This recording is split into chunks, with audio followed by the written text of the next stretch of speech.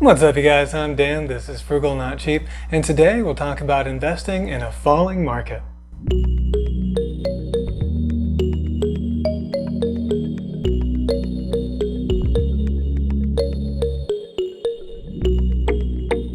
So unless you haven't been paying any attention at all, you would have noticed that investments have been performing quite poorly this year. Back in December, we had kind of a Christmas rally, and equity or stock valuations were doing quite well at the time.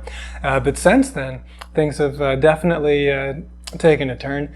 I do keep track of my net worth on a monthly basis, but I try not to look too much at exactly how each of my different funds are performing, because of course I have a long-term investment horizon, and so it's really not all that good for you to be doing that all the time. But anyway, for the purposes of this video, I did want to see how my portfolio was performing, just so we can put some numbers to it. So year to date, my Vanguard Total U.S. Stock Market Index Fund, VTSAX, which comprises 51% of my overall portfolio, has lost 13.79%. Then VTIAX, which is the Vanguard Total International Stock Market Index Fund, this makes up 35% of my portfolio and has lost 12.04%. And the underperformance of VTSAX against VTIAX, or the US market against the international market, does surprise me a bit, given the context for the declines that we've been seeing this year. So of course, the major event that's made headlines this year has been the Russian invasion of Ukraine, and and following that, the very strong response by Western nations, including very, very strong sanctions against Russia, making business very difficult for them to do. Along with that, we've also had a continued very strong stance from China against COVID. They still have this zero COVID policy, and this led to them to lock down a lot of Shanghai, which of course had an impact on the supply chain, meant a lot more shutdowns for manufacturing facilities, including Tesla, by the way. And now they're doing mass testing in Beijing, and there is the prospect of a possible lockdown of the same degree there in the capital as well. On top of all that, we've had very strong inflationary readings across the globe, and of course these have prompted central banks to start to shift and normalize policy, and perhaps in the future they'll also be actually tightening monetary policy as well. And that actually brings me to the next part of my portfolio. So we looked at the performance of stocks. Let's take a look at the performance of the bond funds that I added late last year. I added the Vanguard Total US Bond Market Index to my portfolio. Accounts for just 4% of my portfolio. Again, my idea is to kind of have the global market cap weights reflected in my portfolio. So that's why the US stock market is larger than the ex-US stock market, and I maintained that ratio amongst my equity allocation. And then the same thing here in the bond market. The US bond market is smaller than the rest of the world's bond market, and so again I have the ratio between the relative size of those two markets reflected in my bond allocation. But this VBLTX, this US bond market, hasn't done all that well this year. It's lost 9.91%. And the international bond market hasn't fared all that much better. This accounts for 6% of my portfolio, and it's lost 7.77%. Now, I added these bond funds to my portfolio in order to improve the risk-adjusted returns.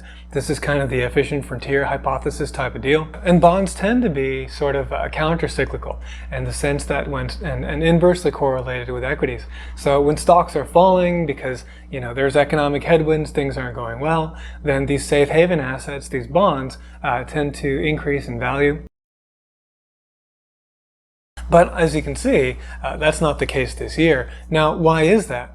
That's because it's kind of a unique situation, and so in this sense my timing was poor, in that we've had historically low interest rates, right? I mean, very, very, very low rates, even negative rates in some regimes. And so as the market expects that these rate hikes are going to happen, then of course this is going to depress the values of these bond mutual funds. And so that's been going on. In fact, today, as I'm filming, it is May the 4th. I do like Star Wars, but I don't think the Fed is a huge Star Wars fan. Anyway, today on May the 4th, the Fed actually did increase the Fed funds target range. They increased it by, as expected, more than 25 basis points. They increased it by 50 basis points. moving the target range up to the 75 to 100 basis point range. 100 basis points is 1%, so we're at the 0.75 to 1% range for the target federal funds rate. Now, of course, a lot of debt assets that are tied to these rates will have higher rates, so you're likely to see probably mortgage rates that are already substantially higher than that, but also were likely increasing or likely to increase directly following this announcement as well. Anyway, so that's put some downward pressure on those bond funds, and so they haven't been doing all that well. But I think in the long run, I'll still be happy with this as a small component of my portfolio. The dollar amount of bonds that I have in there, I think, are a sufficient amount as kind of a cushion there, on top of course, the cash reserves that I'll have. And so rather than sort of limit the upside potential for the overall portfolio, I'm going to be from now on back to investing, only in equities. And I've actually made that switch a few weeks back. All right, now we get to the only two individual stocks that I own in my portfolio. The first has not been performing very well at all. The NASDAQ, which is of course tech heavy, has not been performing very well. And Tesla, being kind of a tech stock, still considered that way, and in many ways I think it still is, has of course been following that performance, in some cases under, in other cases overperforming on the day. But generally, of course, you want to look at Tesla's stock performance within the context of the performance of the NASDAQ as well.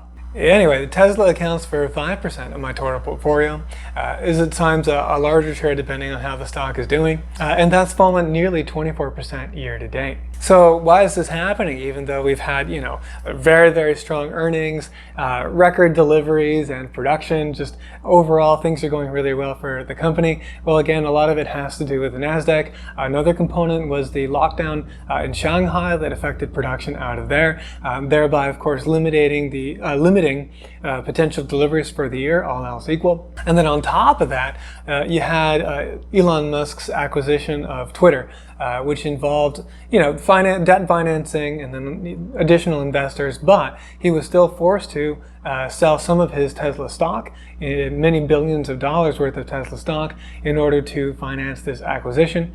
And so, of course, that selling put downward pressure on prices, not only through the direct action of selling, but then also through sentiment as well. So that's going on, but long term, I still believe the fundamentals of the company to be very strong. I don't know whether the current valuation is accurate or not or what have you, but I do feel good about the long-term direction for the stock price. And I'll be happy to see an eventual stock split as well, as that will help me to fine-tune my holdings a little bit better in the future in terms of my tax liability and what have you. Sorry, that's kind of a real big aside. But anyway, that's been a big hit to my portfolio as well this year. And then finally, we have the only stock that's actually appreciated in my portfolio this year, and that's Berkshire Hathaway stock. I've got some Class B shares that I bought in order to get a discount on my Geico car insurance. And this stock is up 6.31%, but it's really not really worth anything, and it doesn't account for any material share of my portfolio. So overall, once we do a weighted average, we can see that the actual decline in my portfolio value has been just over 13%, 13.16% year to date. So how can I say all of this with a smile and without letting it get me down? Now, of course, on some days, it's all else equal. I would rather see the net worth numbers going up than down. And this is, make no mistake, a fairly significant decline. But again, my investment horizon is long. I am not needing to, sell my entire portfolio in order to finance something exactly at this moment. So there's really nothing to worry about. All of the number of shares that I own is not only steady, but actually increasing as my investment plan remains on track. So here's what I would suggest as the strategy for how to invest in a down market, and that is not to deviate from your plan, right? Just because stocks are falling doesn't mean that we've done anything wrong. Our plan, our investment thesis should be solid, and we should continue that regardless of these small, these fluctuations in the market. Not only that, but actually, if you're doing what I do, which is to buy as soon as the cash is available, meaning that I get paid weekly, so my investments happen weekly. And these are all set to automatic, by the way. That way I don't have any kind of opportunity to change my behavior. I just kind of let things ride and it happens. But again, because these buys are happening weekly, then actually each week as the market is falling, then I am buying the same dollar amount of shares, but I'm buying more shares each time. Another way to think of it is that stocks are actually on sale. So all of the assets in my portfolio are on an average of a 13% sale right now, and it's not a bad time for me to be buying weekly moving forward. At some point, these things will recover and the sale will end, and we'll go on to hit new all-time highs because, well, that's what the market is supposed to do, is hit all-time highs all the time. Not every day, not every moment, right? Obviously, it's not a monotonic increase, but the general idea is that it provides returns. That's why we invest in it, and in order for those returns to happen, we should be seeing continued all-time highs and then also some dividends along the way. I talked about this in the past, but it definitely bears repeating. Having it set automatic is the best way to go because then the investment activity is robotic, right? It is not subject to the whims of psychology. The problem is that our psychology actually works very much against us when it comes to investing. What happens when the market is falling? We become afraid. Everyone's saying this time is different, stocks are not going to recover, it's going to be terrible. And then our psychology leads us to sell. And of course, we're selling here at low levels, right? Relative to where we were before.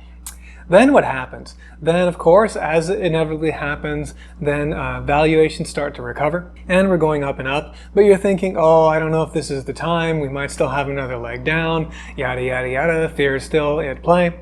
And then eventually, at some point when we're already beyond where we were before the fall even happened in the first place, everyone's talking about how stocks are the greatest thing since sliced bread and you better get in. And then the psychology, the herd mentality says, okay, I'm going to buy in now. But of course, what ends up happening is that we were here, we sold low, then we bought even higher, and we took a beating.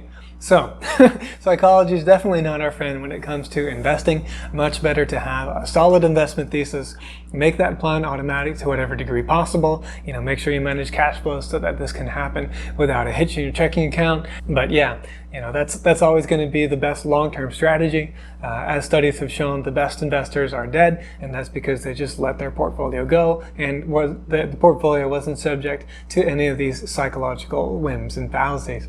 So I hope that's helpful. If you have any strategies for dealing with a down market and keeping your spirits up and not messing with your portfolio, let us know in the comments down below. I think I'll reiterate again, I think my favorite way to look at it is the fact that stocks or whatever the assets that we're buying are currently on sale. And I think that's a nice positive spin to take on it that's also quite truthful. Well, not in some sort of, absolute value or whatever kind of thing, but just relative to where they were before, right?